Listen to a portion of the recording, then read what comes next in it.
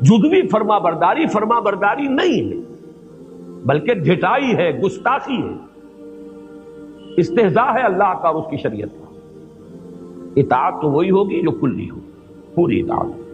کبھی خطا ہو جائے یہ بات دوسری ہے، آدمی فوراً رجوع کرتا ہے، توبہ کرتا ہے۔ جیسے کہیں کیلے کے چھلکے پر پاؤں آ گیا، پھسل گئے، آپ گر گئے، لیکن یہ کہ اس کے فوراً بعد آپ اٹھتے پڑے نہیں رہتے وہاں۔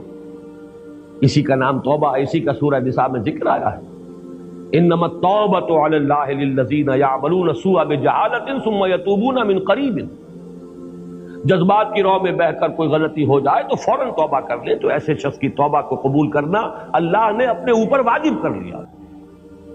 لیکن مستقل ڈیرا ڈال لینا کسی معصیت پر، کسی گناہ پر، اپنی معاش میں، اپنی معاشرت میں مستقلاً اللہ کے کسی ایک حکم کی خلاف ورزی، یہ بھی در حقیقت گویا کہ آپ نے دین کو پھاڑ دیا، ٹکڑے کر دیا۔ فرقوا دینہم، انہوں نے اپنے دین کو ٹکڑے ٹکڑے کر دیا کہ ایک حصہ قبول سر آنکھوں پر، دوسرا حصہ پاؤں تلے۔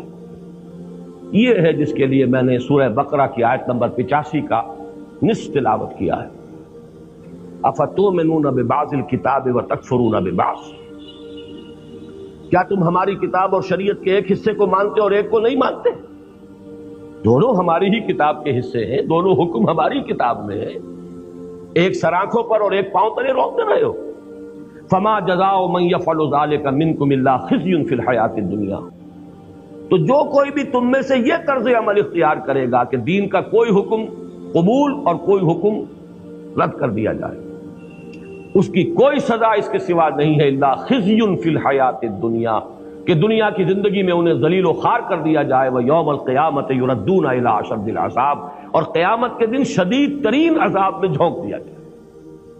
یہاں وہ لفظ آ گیا خزیٌ، ذلت، رسوائی ہیں آج کیوں ذلیل کہ کل تک نہ تھی پسند، گستاخی فرشتہ ہماری جناب، اس لیے ذلیل ہے کہ جو دیندار ہیں وہ بھی پورے کے پورے دین کے اوپر عمل کرنے کو تیار نہیں، کچھ نے عبادات کا دامن تھام لیا ہے، معاملات میں کورے، معاش میں حرام چل رہی ہے، اپنی معیشت میں، اپنی معاشرت کے اندر شریعت کے سری احکام جو ہے ان کو توڑا جا رہا ہے۔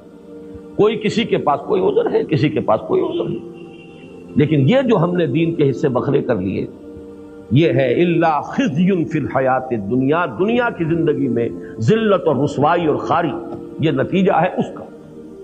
اور قیامت کے دن جو کچھ ہونا ہے اللہ تعالیٰ معاف فرمائے، اس آیت سے تو ثابت ہو رہا ہے کہ جو بدترین کافر ہیں ان سے بھی زیادہ شدید عذاب ان لوگوں کو، اشد العذاب، جنہیں عربی کی شد بدھ بھی ہے وہ بھی جانتے ہیں، یہ افعال التفضیل کا صیغہ ہے، یہ کمپیریٹیو ڈگری نہیں ہے، سپرلیٹیو ڈگری ہے۔ ایڈجیکٹوز کی وہ جو 3 فارمز ہوتی ہیں، یہ تو سپرلیٹیو، اشد العذاب، عذاب کی شدید ترین صورت جو ہے اس کے اندر جھونکے جائیں گے وہ لوگ جو دین کو اس طریقے سے تقسیم کر لیں کہ ایک حصہ قبول، ایک حصہ رد۔ اب آپ پوری امت کو دیکھ لیجیے ہمارا حال کیا ہے۔ زیادہ سے زیادہ دین نماز روزے کا ہے، 45 ہے کہ 44 ہے کہ 46 ملک ہیں مسلمان، کسی ایک ملک کے اندر بھی وہ دین اپنی کلیت کے ساتھ، اپنی کامل صورت کے اندر کہیں نافذ ہے، قائم ہے؟ یہ ہے دوسرا جواب۔ اب ان دونوں جوابوں کو پھر جمع کر لیجئے تو ہمارے سامنے بس ایک حل ایک ہی رہ جاتا ہے، ایمان لاؤ کہیں سے، وہ ایمان، وہی آب نشاط انگیز۔ علامہ اقبال نے اس کو کہا تھا نا، اصل نامحکمی دل کی، یہ ہے اصل میں وہی دیرینہ بیماری، وہی نامحکمی دل کی، علاج اس کا وہی آب نشاط انگیز ہے صاحب، یہ نامحکمی دل کی۔ اور جس کو کہا ہے کہ یقین پیدا کر اے ناداں، یقین سے ہاتھ آتی ہے وہ درویشی کہ جس کے سامنے جھکتی ہے فغفوری۔ پہلے جواب کا تو لازمی نتیجہ یہی ہے کہ اگر ہماری ذلت ہے اس وجہ سے کہ ایمان نہیں ہے تو ایمان پیدا کر لیجئے، ذلت خود بخود عزت سے تبدیل ہو جائے گی۔ اور دوسرے جواب کا بھی اصل میں منطقی طور پر تجزیہ کر لیجئے، کل دین پر عمل اس حقیقی ایمان، یقین والے ایمان کے بغیر ممکن ہی نہیں۔ جزوی دین پر عمل تو ہم روایتی طور پر بھی کرتے ہیں، کچھ خاندانی روایات ہیں، کچھ معاشرتی روایات ہیں، کچھ قومی روایات ہیں، کچھ ہمارا کلچر ہے، کچھ ہماری تہذیب ہے، کچھ بچپن سے کچھ چیزوں کی عادت پڑ گئی ہے۔ یہ جزوی جو ہے عمل وہ در حقیقت دین پر عمل نہیں ہے، بلکہ یہ ہمارا کلچر ہے، ہماری ایک تہذیب ہے، ہمارا ایک تمدن ہے، ہماری کوئی روایات ہیں۔